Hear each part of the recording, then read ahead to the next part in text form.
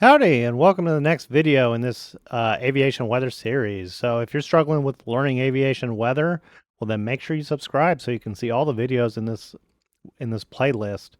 I'm Dr. Andy Molter. I'm a former corporate pilot. I'm a flight instructor, CFI-IIMEI, and I am currently a professor of aviation.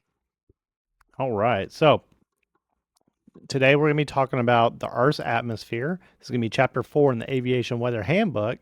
And if you don't have the Aviation Weather Handbook, you can download it for free from the FAA's website, or you can. I have a affiliate link for you down below in the description, the video description. So, all right. So in this video, we're going to talk about the composition of Earth's atmosphere, the vertical structure of the atmosphere, and the International Standard Atmosphere. All right, so the atmosphere is a mixture of gases. It's 78% nitrogen, 21% oxygen, and 1% other gases. So these gases are going to be like argon, carbon dioxide, and quite a few other gases. And the ratio of the gases remain the same whether you're at the surface or high altitude. So the ratio is the same, but there's less of it as we go up in altitude. In fact, half of the atmosphere is below 18,000 feet. And so we'll get into the pressure later, but at sea level, the standard atmosphere is 290.902 inches of mercury. And then as we go up in altitude, it's less and less. And so if we're at 100,000 feet, it's still 78% nitrogen, 21% oxygen, and 1% other gases, but it's just less air.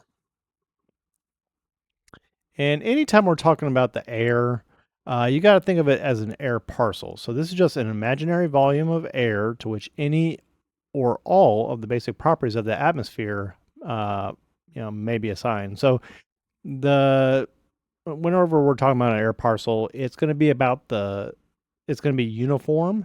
And by uniform, we mean pretty close in terms of temperature. So, if you're on one side of a city, you go to the other side of the city, it's going to be about the same temperature, the same pressure, because you're within the same air parcel. When you go to a different state, well, that could be a different air parcel.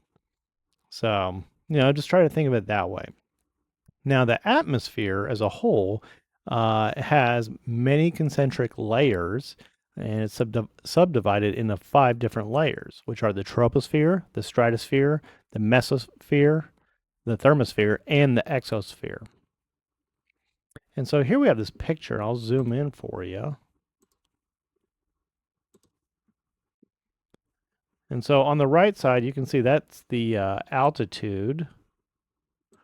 And I'll move it out of the way here. So here we are at 0 at the surface. 6 represents 6 miles of altitude. And each mile is about 6,000 nautical feet. So we would say that's 36,000 feet. 12 miles would be 72,000 feet in altitude. And so first we have the troposphere, where most of our weather is. Then we have the tropopause, which is like a little layer between the troposphere and the stratosphere.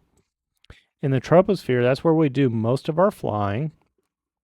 And then there's some airline traffic, jet traffic in the lower stratosphere.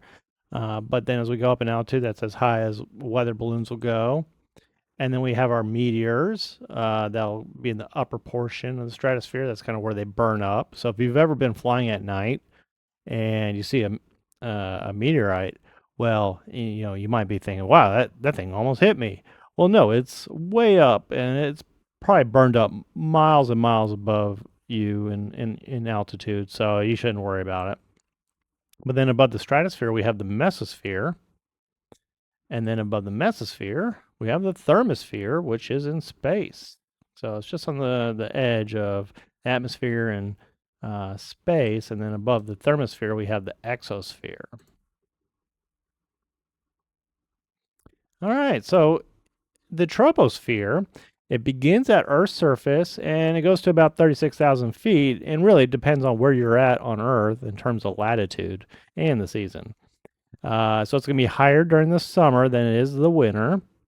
And if you're at the poles, like the North Pole or the South Pole, the troposphere will probably extend up to 20,000 feet, whereas if you're at the equator, it's going to go up to about 60,000 feet. Almost all of Earth's weather occurs in the troposphere.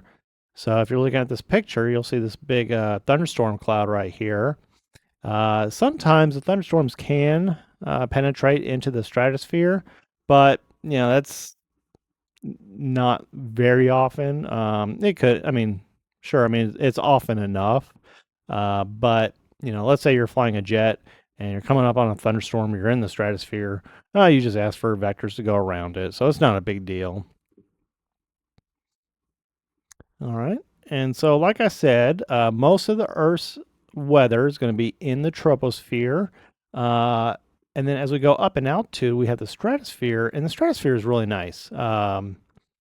It's nice weather, but in between the troposphere and the stratosphere, we have what's called the tropopause. Now, there's not really much, significance to the tropopause, other than the fact that that's where the jet stream is located. So the jet stream, it's winds of 50 knots or more. That's 50 nautical miles per hour or more of wind speed.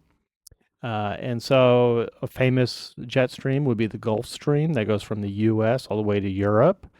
And so if you ever went to vacation in Europe, the flight there is a lot faster than it is going from Europe to the U.S. And that's because of the jet stream. But that's all we really need to know about the tropopause. Not much else of importance for that.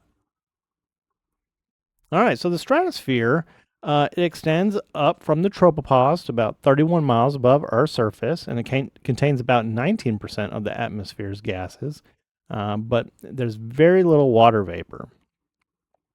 And then if you notice, in the troposphere, as we go up in altitude, this yellow line here, it decreases with altitude, but once we're in the stratosphere, then the temperature actually starts increasing. And so this is due to the absorption of ultraviolet radiation, and it just keeps on increasing. Now, let's say you've been learning about some aviation weather already. Do you remember what we refer to an increase in temperature as we go up in altitude? If you said temperature inversion, that is correct. Now, what do temperature inversions indicate? Well, they indicate calm, stable layers of air. So flying in the stratosphere is very smooth. It's just a nice place to fly. So yeah, as a jet pilot, the highest I flew was 43,000 feet. So I was just at the very bottom of the stratosphere. There's no big difference to it other than it's pretty calm. Like I said, we're in a temperature inversion, so it's going to be a nice stable layer of air. There can be severe turbulence if you're flying over a thunderstorm, but most of the time, flying over a thunderstorm, you're not going to have any turbulence. The disadvantages of flying in the stratosphere, if you read the Aviation Weather Handbook, it's going to say that there's going to be increased fuel burn due to warmer temperatures.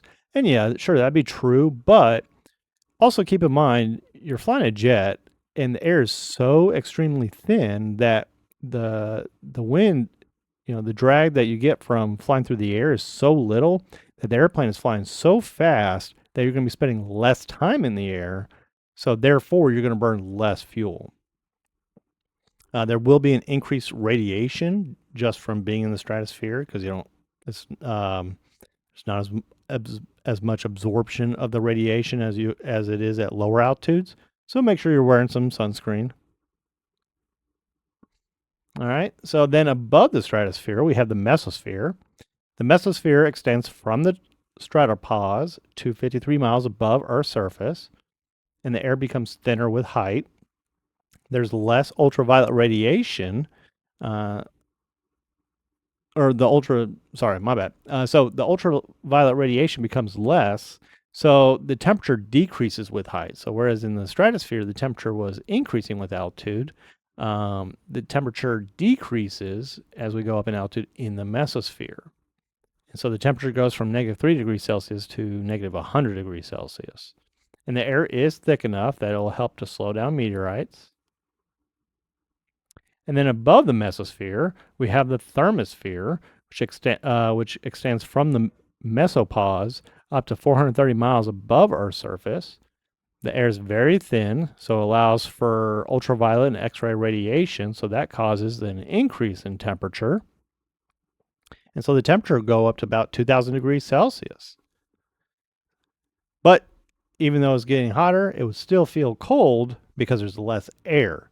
Now, if you're not wearing a spacesuit and you get exposed to that atmosphere, yeah, you're going to die real quick. So it doesn't matter how hot or cold it feels. You're going to die. So all right, and then above the thermosphere, we have the exosphere. So this is the outermost layer of the atmosphere. It extends from the thermopause to 6,200 miles above Earth's surface. So we are in space. Here, the atoms and molecules of the atmosphere escape into space, and this is a layer that satellites orbit the Earth. All right, so we've talked about the different layers of the atmosphere. Now I want to tell you about the International Standard Atmosphere. So this is a term that you need to know, and you need to know the actual numbers of what the standard atmosphere are. So, but will the weather be exactly what the international standard atmosphere is? No, very rarely. So air is continually fluctuating, it's moving around. So because of that, engineers, meteorologists are having a hard time. So they came up with the international standard atmosphere as a fixed set of numbers that they could use as a reference for all their calculations. So the International Standard Atmosphere just represents the average conditions for all latitudes, all seasons, and all altitudes. It's a hypothetical vertical distribution of atmospheric temperature, pressure, and density. And then, scientists, meteorologists, they use it to calculate aircraft performance, aircraft missile design, ballistics tables, and so many more things that you can do with those numbers. All right, so here is a table for the standard atmosphere. And so we always say in relation to sea level. So the international standard atmosphere at sea level, the pressure is 1,013.25 hectopascals. But as pilots, we don't call them hectopascals, we call them millibars. So 1,013.25 millibars at sea level. At 18,000 feet, it's about 500 millibars. So there's a decrease. And we use millibars whenever we're looking at aviation weather reports, forecasts, different charts. But when we're in the airplane, when we're setting our altimeter, we're doing in reference to standard pressure, which is 290.902 inches of mercury. All right. And then standard temperature at sea level is 15 degrees Celsius or 59 degrees Fahrenheit. Now, there's two types of countries. Those that use the metric system and those that have landed on the moon. But so everything we use is the imperial system, which was created by the British, not the Americans. But for temperature, the FAA, they decided to adopt International Civil Aviation Organization, units of measurement for temperature. So we use the Celsius for temperature in aviation. So the only time that you'll see Fahrenheit is if you're doing a knowledge test for one of your pilot certificates. Otherwise, you're going to be using Celsius. So 15 degrees Celsius, standard temperature at sea level. And so when we go up in altitude, the temperature decreases at the standard lapse rate. I know it has some like 6.5 degrees Celsius or 3.57 degrees Fahrenheit per thousand feet. We'll talk about it more later. But the standard lapse rate for temperature is 2 degrees Celsius per 1,000 feet. So we go up in altitude. So let's say we're at 3,000 feet. What would be standard temperature? Well, if it's 15 degrees Celsius at sea level, we go up 3,000 feet and we lose 2 degrees Celsius per 1,000 feet. That means we lose 6 degrees. So now standard temperature at 9,000 feet would be 9 degrees Celsius. All right, well, what about the pressure? If we go up 3,000 feet, well, we lose, the standard lapse rate for pressure is 1 inch of mercury per 1,000 feet. So at 3,000 feet MSL in relation to sea level, then standard pressure would be 26.902 inches. 26.902 inches of mercury, since we lost 3 inches since we went up 3,000 feet in altitude. And then here's just a little graph, just kind of showing you that it's a standard lapse rate. So for every 1,000 feet you go up in altitude, you lose so much pressure and you lose so much temperature. All right, so a little bit of review. If you can answer these questions, then hey, you watched the video, you've read your aviation weather handbook, which I recommend you do. But just go through these questions, and if you're having a hard time, saying what are the main gases that make up our atmosphere, and what are their percentages? What's that ratio of nitrogen, oxygen, other gases? Can you describe the troposphere? Can you describe the stratosphere? And so if you can't, well, go back and watch this video. Make sure you subscribe so you can see more videos in this series. But yeah, that's all I have for you in this video. So thank you for watching, and I'll see you in the next video where we're going to be talking about heat.